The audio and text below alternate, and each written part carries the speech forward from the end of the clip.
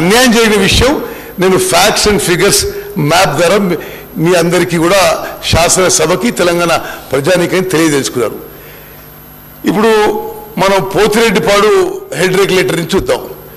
Pothireddypadu head regulator మొదట సామర్థ్యం 11,150 క్యూసెక్ల సామర్థ్యంతో అది ఫస్ట్ టైం ఆ హెడ్ రెగ్యులేటర్ క్రియేట్ చేయబడింది. అది 1983లో ఎన్టీ రామారావు గారు ముఖ్యమంత్రి ఉన్నప్పుడు. ఆ తర్వాత రాజశేఖర రెడ్డి గారు ముఖ్యమంత్రి ఉన్నప్పుడు ఈ హెడ్ రెగ్యులేటర్ కెపాసిటీ 44,000 క్యూసెక్స్కి పెంచడం జరిగింది. కానీ 44,000 క్యూసెక్స్ శ్రీశైలం అట్ 840 లెవెల్లో. 2020లో ఈ పోతిరెడ్డిపాడు హెడ్ రెగ్యులేటరు 44,000 క్యూసెక్ల నుంచి 92,500 క్యూసెక్స్ వరకు పెంచడం జరిగింది. ఇది జగన్మోహన్ రెడ్డి గారు జియో 203 ఇచ్చి మరి ఈ పోతిరెడ్డిపాడు కెపాసిటీ పెంచడం, అదేవిధంగా Rayalaseema lift irrigation scheme 3 TMC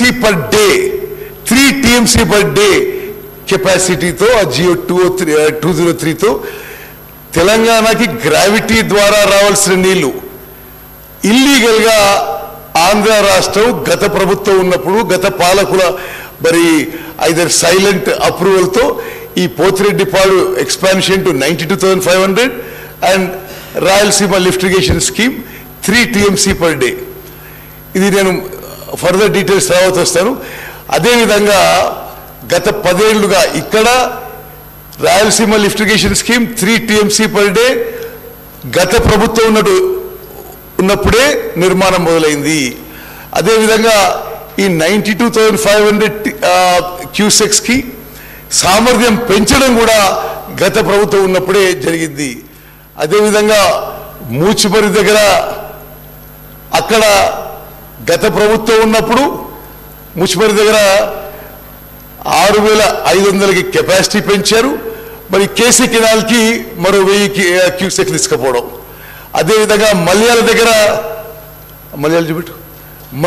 కూడా 2017లో మరి కెపాసిటీ ఇదివరకు ఉంది 3,850 క్యూసెక్స్ నుంచి 3,600కి పెంచడం జరిగింది. 6,300కి పెంచడం జరిగింది. అంటే నేను ఈ విషయం ఎందుకు హైలైట్ చేస్తున్నానంటే తెలంగాణ రాష్ట్రం ఏర్పడిన తర్వాత కృష్ణా నదీ జలాల వాటాలో గతానికంటే ఉమ్మడి ఆంధ్రప్రదేశ్ కంటే తెలంగాణ రాష్ట్రం ఏర్పడిన తర్వాత ఎక్కువ అన్యాయం జరిగిన విషయం అంకెలతో సహా మీకు ఎక్స్ప్లెయిన్ చేస్తున్నాను. మరి నెక్స్ట్ థింగ్ మీకు ఇంకో ఫిగర్ చూపెడతాను, ఇంకా ఆశ్చర్యకరంగా ఉంటుంది. 2014 నుంచి 2024 వరకు ఏ స్థాయిలో షో దట్